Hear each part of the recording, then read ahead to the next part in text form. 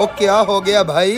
अरे ये देखे शेख साहब, 70,000 वाला आईफोन 35,000 रूपए में ऑनलाइन डील लगी हुई है। दिखाओ। हाँ यार, ये ऐड मेरे मोबाइल में भी आई है, मगर ऐसा कैसे हो सकता है? अरे शेख साहब, सेलफोन बिजनेस के तो आप बादशाह हैं, इसीलिए तो आपसे मशवरा करने आया हूँ। क्या मुझे ये सस्तामस्ता.com से 35,000 रूपए में iPhone X ऑनलाइन मंगवा लेना चाहिए? अब मुझे समझ आई है सस्तामस्ता.com वाले इतना सस्ता फोन कैसे दे रहे हैं। मतलब? सस्तामस्ता.com वाले तुम जैसे लालचियों को फंसाते हैं, एडवांस पेमेंट मंगवाते हैं और बाद में गायब हो जाते हैं। सस्ता मस्ता वालों ने ना तुम्हें कोई गारंटी देनी है और ना ही कोई वारंटी देनी है, और अगर उन्होंने तुम्हें फोन भेज भी दिया तो नॉन पीटिया भेज देंगे। तुम ऐसा करो, ये आईफोन X मुझसे ले लो। शेख साहब, ये कितने का है? ये मैं तुम्हें 70,000 में दूंगा। शेख साहब, iPhone X है, कुछ सस्ता करें, बड़ा महंगा नहीं दे रहे आप। ओए, इसकी खूबियाँ भी तो सुनो। ये पीटी अप्रूव्ड है, अगर कोई मसला होगा तो फ्री में ठीक भी करवा के दूंगा।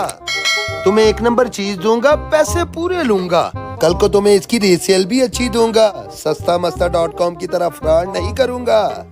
शेख साहब की बात में वजन तो है, कहीं ऑनलाइन के चक्कर में फ्रॉड ना करवा बैठूं। अच्छा चलो शेख साहब, अगर आप इतनी वारंटी दे रहे हैं तो फिर मैं ये मोबाइल आपसे खरीद लेता हूँ। शुक्रिया। अरे भाई, ये अपना मोबाइल तो ले जाओ। थैंक यू शेख साहब, आपने तो साबित कर दिया कि आप वाकई ईमानदार हैं। सस्तामस्ता.com की तरह फ्रॉड नहीं करते। शेख साहब, कैसी दुनिया है, सस्तामस्ता.com बना के लोगों को लूट रहे हैं। ओ कौन सा सस्तामस्ता.com? वो सस्ते फोन की ऑनलाइन ऐड तो मैंने लगाई थी। वो ऐड तो मैंने इसलिए लगाई थी कि सब लोग आके मुझसे मशवरा करें और मेरे सारे आईफोन बिक जाए। गोलमाल है, सब गोलमाल है। ਭਾਈਜਾਨ ਕੀ ਹੋਏਗਾ? हाँ जी, है गाय। ਕਿੰਨੇ ਦਾ ਹੈ? 600 रुपए किलो। ਤੁਸੀਂ ਤੇ ਕਹਿੰਦੇ ਸੀ ਮੀਆਂ ਸਾਹਿਬ ਜਦੋਂ ਆਣਗੇ ਕਿ ਉਹ 150 ਦਾ ਕਿਲੋ ਹੋ ਜਾਏਗਾ। ਉਹ ਮੀਆਂ ਸਾਹਿਬ ਆਉਣਗੇ ਤੇ 150 ਦਾ ਹੋਏਗਾ ਨਾ। ਉਹ ਜਿਹੜੀਆਂ ਤਿੰਨ ਪਾਰਟੀਆਂ ਨਾਲ ਰਲੀਆਂ ਉਹਨਾਂ ਦਾ 150 ਨਹੀਂ ਪਾਉਣਾ। ਫਿਰ ਤਾਂ ਮੈਂ ਨਾ ਹੀ ਸਮਝਾਂ। ट्रेन नहीं आई अभी तक। एक्सक्यूज मी अंकल जी। हाँ जी।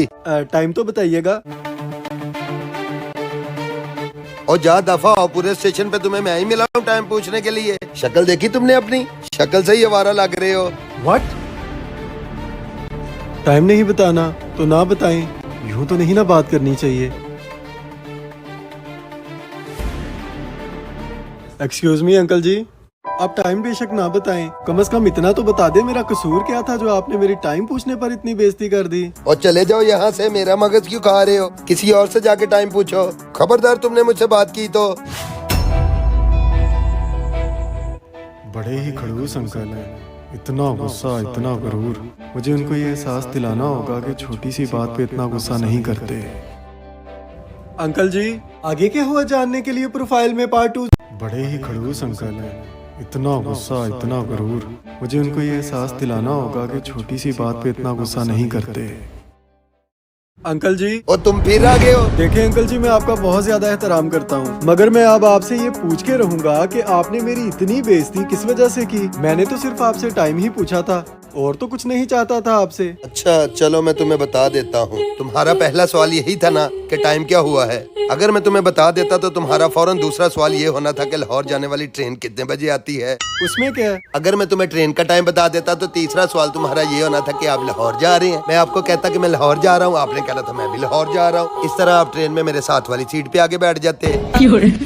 वहाँ बैठ के तुम पूछते कि लाहौर क्या करने जा रहे हो। मैं तुम्हें बताता कि लाहौर में मेरी इकलौती बेटी पढ़ती है, मैं उससे मिलने जा रहा हूँ और वो स्टेशन पे मुझे लेने आ रही है। तो अंकल ये तो नॉर्मल बात है, इसमें ऐसा क्या है? मसला तो है ना, तुम भी जवान हो, मेरी बेटी भी जवान और खूबसूरत है। स्टेशन पे तुम दोनों एक दूसरे को देखते, नजरों से नजरें मिलती और फिर तुम मुंह उठाकर मेरे घर रिश्ता मांगने आ जाते। और मैं ऐसे कंगाल इंसान के साथ अपनी बेटी की शादी क्यों करूंगा जिसकी कलाई पे अपनी जाती घड़ी तक नहीं है, लोगों से टाइम पूछता फिरता है। फिक्र ना करें अंकल जी, आज से मैं दोनों कलाइयों पे घड़ियां पहन के घुमा करूंगा।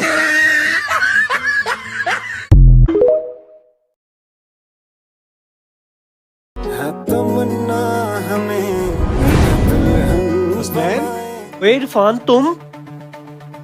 ये कौन है? वो तो मेरी वाइफ है। क्या तुमने शादी कर ली? यार तुम्हारे अब्बा तो बहुत सख्त थे, वो तुम्हारी शादी पर कैसे मान गए, मुझे भी बताओ। ऐसे मान गए, मैंने बस अक्लमंदी से काम लिया। मेरे पास कुछ पैसे पड़े हुए थे, मैंने अपना घर पूरा पेंट करवा दिया। मेरे अब्बा मेरे इस काम से इतना खुश हुए, उन्होंने मेरी शादी करवा दी। अच्छा, मेरी मानो तुम भी अपने अब्बा के साथ यही ट्रिक आजमाओ। हाँ ठीक कह रहे, यूं ही करता हूँ। इस तरह मेरे अब्बा मेरी भी शादी कर देंगे। चले चले अब्बा जी, सरप्राइज। अब्बा जी मैंने सारा घर पेंट करवा दिया। वाह मेरे बेटे। अब्बा जी वो शादी। हाँ हाँ सोचता हूँ कुछ।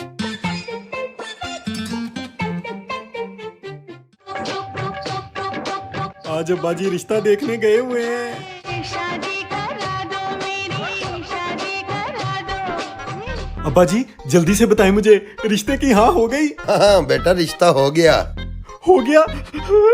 पर मेरा है तेरी नवी अम्मी है। ਹੁਣ तू ਇਹਦੀ इज्जत करनी है। मुबारक हो तुमको ये शादी तुम्हारी।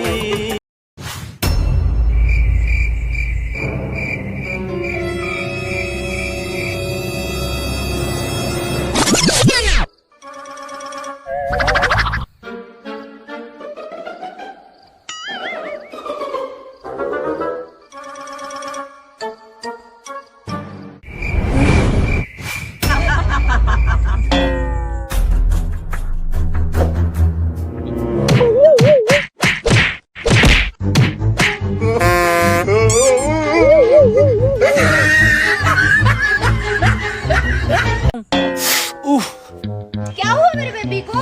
जानू देखो ना, चोट लग गई। कोई बात नहीं बेबी, मैं भी ठीक कर देती हूँ। ठीक हुआ कुछ? बेबी मेरे सर में भी बहुत पेन हो रही है। डोंट वरी, मैं हूँ ना, मैं अभी ठीक कर देती हूँ। बेबी मेरे दिल में भी कुछ कुछ हो रहा है। डोंट वरी बेबी, मेरे होते हुए तुम परेशान क्यों हो रहे हो? मैं भी ठीक कर देती हूँ। बेटर हुआ? हाँ बेबी अब तो मैं बिल्कुल ठीक हूँ। अगर तुम ना होती तो मेरा क्या होता? मेरा पुत्र तू बवासीर दा भी इलाज कर लेनी है।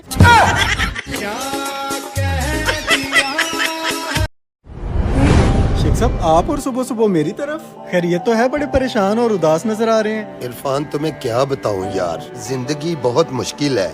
आज बेगम सारा दिन कपड़े धोकर थकी हुई थी और कुछ पकाना भी नहीं चाह रही थी। उसने तली हुई मछली की फरमाइश कर दी और माँ बुखार के बाद कमजोरी महसूस कर रही थी।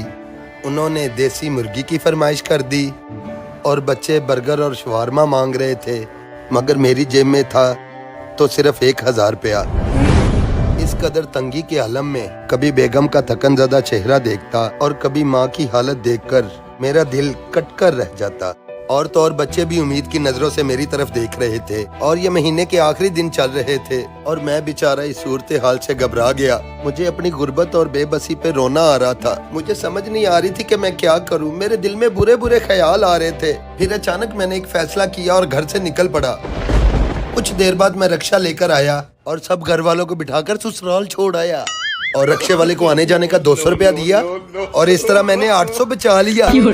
हर परेशानी का हल खुद कुछ ही नहीं होता, समझदार बंदा हल निकाल ही लेता है। भाई मुझे ये मोबाइल बेचना है। ये मोबाइल ठीक तो है ना? हाँ हाँ भाई मोबाइल बिल्कुल ठीक है, बस मेरी बीवी बीमार है इसलिए मजबूरी से बेच रहा हूँ। मजबूरी में बेच रहा है, इसे कम रेट बताता हूँ। मैं तुमसे ये मोबाइल 10,000 रुपए में लूंगा। भाई 10,000 तो बहुत कम है, मैंने तो ये मोबाइल 40,000 रुपए में खरीदा था। तो मैं क्या करूं, तब तो नया लिया होगा। इस वक्त तुम इसे सेकंड हैंड में बेचने आए हो। मैं ये 10,000 से ज्यादा नहीं ले सकता है, देना तो दो वरना जाओ। अरे भाई नाराज ना हो, मेरी मजबूरी है, प्लीज कुछ और पैसे बढ़ा दो। ना मेरे भाई, मैं आपको इस मोबाइल का 10,000 रुपए से 1 रुपया ऊपर नहीं दूंगा। अच्छा चलो ठीक है भाई, आप रख लो, मजबूरी है, वक्त पर दवाई भी तो लेनी है। ये हुई ना बात, ये लो पैसे। लो राना, आज एक मुर्गी और फंसा ली। 10,000 का लिया है, 25,000 से कम ना बेचना। भाई एक बात कहूँ, बोलो। वो आदमी मजबूर था और आपने उसकी मजबूरी का फायदा उठाया, और किसी की मजबूरी का फायदा उठाना अच्छी बात नहीं। अब दुकानदारी कैसे करनी है तुम मुझे ना सिखाओ। ओ शिट, ये तो सारा मोबाइल ही टूट गया है। देखें भाई, मैं आपको यही तो समझाने की कोशिश कर रहा था। अब हो गया ना नुकसान, अब हो गए ना अल्लाह पाक नाराज। आगे क्या हुआ जानने के लिए प्रोफाइल में पार्ट 2 जरूर देखिए।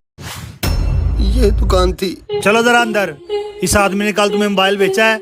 हाँ मुझे बेचा है, मगर क्या हुआ है? होना क्या है, वो मोबाइल मेरा है जो इस शख्स ने चोरी किया है और आपको बेच दिया है। क्या वो मोबाइल चोरी का था? ये आदमी तो कह रहा था कि मैंने अपनी बीवी की दवाई लेनी है इसलिए मोबाइल बेच रहा हूँ। छोड़ो, इसने जो भी कहा है, मुझे बताओ वो मोबाइल है किधर? भाई ये है वो मोबाइल। ये तो टूटा हुआ है, ये मेरा मोबाइल नहीं है। मेरा सही वाला मोबाइल वापस दो। अरे नहीं भाई, ये आपका ही मोबाइल है। दरअसल ये कल मुझसे गिरकर टूट गया था। मैं टूटे मोबाइल का क्या करूंगा? अभी के अभी मेरे मोबाइल के सारे पैसे दो, अदरवाइज मैं तुम दोनों के खिलाफ अभी पुलिस कंप्लेन करने जा रहा हूँ। अरे भाई बात सुने। मैं आपको आपके मोबाइल के पूरे पैसे वापस करूंगा। कितने पैसे थे? 35,000 रुपए। अरे भाई आप प्लीज कंप्लेन ना करना। ये ले आपका 35,000 रुपया। तुम कहाँ जा रहे हो? इधर आओ जरा। बड़ा मजबूरी कर रहे थे, चोरी का मोबाइल बेचते हो तुम मुझे। निकालो पैसे मेरे। कल का 10,000 रुपया और आज का 35,000 रुपया मिला के 45,000 रुपया रखो इधर। और छोड़ो भाई, आप मुझे पुलिस के हवाले नहीं कर सकते क्योंकि मेरे पास पैसे ही नहीं है। पैसे कहाँ गए? पैसे तो सारे मैं तुम्हारे छोटे भाई के आगे जुए में हार गया हूँ। मेरे छोटे भाई के आगे? वो भी जुए में? आने दो छोटे को, पकड़ता हूँ आज इसको। उसे भी नहीं तुम पकड़ सकते क्योंकि जब हम जुआ खेल रहे थे तो छापा पड़ा और उसे पुलिस पकड़ के ले गई। पुलिस से बच के तो मैं भाग ही गया था, मगर इस कमबख्त मोबाइल मालिक ने देख लिया और मुझे पकड़कर यहाँ ले आया। अब छोटे भाई को भी पैसे दे के छुड़वा लेना। वहाँ किधर आ गया? शेख साहब ਤੁਹਾਡਾ ਅੱਜ ਪੇਮੈਂਟ ਦਾ ਵਾਦਾ ਸੀ। सॉरी यार, ਅੱਜ पेमेंट नहीं रेंज हुई। ਚਲੋ ਕੱਲ ਜੁਮਾ ਹੈ, ਕੱਲ ਨੂੰ ਦੇ ਦਿਆ ਜੇ। जुम्मे ਨੂੰ भी नहीं होनी, जुम्मे ਨੂੰ तो छुट्टी करी दी है। ਤੇ ਹਫਤਾ ਹਫਤਾ ਤਵਾਰ ਕਿਵੇਂ ਪੇਮੈਂਟ ਦਈਏ? ਹਫਤਾ ਤਵਾਰ ਤੇ ਬੈਂਕਾਂ ਹੀ ਬੰਦ ਹੁੰਦੀਆਂ ਨੇ। ਲਓ ਕਰ ਲਓ ਗੱਲ। ਤੇ ਚਲੋ ਸਵਾਰ ਨੂੰ ਦੇ ਦਿਆ ਜੇ। ਸਵਾਰ ਵਾਲੇ ਦਿਨ ਤੇ ਨਿੱਕੇ ਕਾਕੇ ਦੇ ਕੀਕੇ ਰੱਖੇ ਨੇ, ਉਦਣ ਵੀ ਨਹੀਂ ਹੋਣੀ। ਤੇ ਮੰਗਲ ਮੰਗਲ ਵਾਲੇ ਦਿਨ ਤੇ ਬਾਬੇ ਹੋਰਾਂ ਨੇ ਲੈਣ ਦੇਣ ਤੋਂ ਮਨਾ ਕੀਤਾ ਹੈ। ਤੇ ਬੁੱਧ ਵਾਲੇ ਦਿਨ ਬੁੱਧ ਵਾਲੇ ਦਿਨ ਕਰਾਚੀਓ ਪੇਮੈਂਟ ਲੱਗਦੀ ਹੈ, ਉਹ ਤੈਨੂੰ ਪਤਾ ਸ਼ਾਮ ਨੂੰ ਆਉਂਦੀ ਹੈ। ਜੁਮੇਰਾਤ ਜੁਮੇਰਾਤ ਵਾਲੇ ਦਿਨ ਤੇ ਦੇਖ ਦੇਣ ਚਾਹੀਦਾ, ਉਦਣ ਵੀ ਨਹੀਂ ਹੋਣੇ। ਤੇ ਫਿਰ ਜੁਮੇ ਵਾਲੇ ਦਿਨ ਫਿਰ ਛੁੱਟੀ ਆ ਗਈ। ਉਹ ਭਾਈ ਕਿਹੜਾ ਦਿਨ ਬਚਦਾ ਪੇਮੈਂਟ ਵਾਲਾ ਉਹ ਵੀ ਦੱਸ ਦਿਓ। ਉਹ ਘਬਰਾ ਨਾ ਕਾਕਾ, ਕਿਆਮਤ ਵਾਲੇ ਦਿਨ ਲੈ ਜੀ। ਚਲੋ ਕੋਈ ਗਾਹਕ ਵੀ ਆਉਣ ਦਿਓ। ਚਲੋ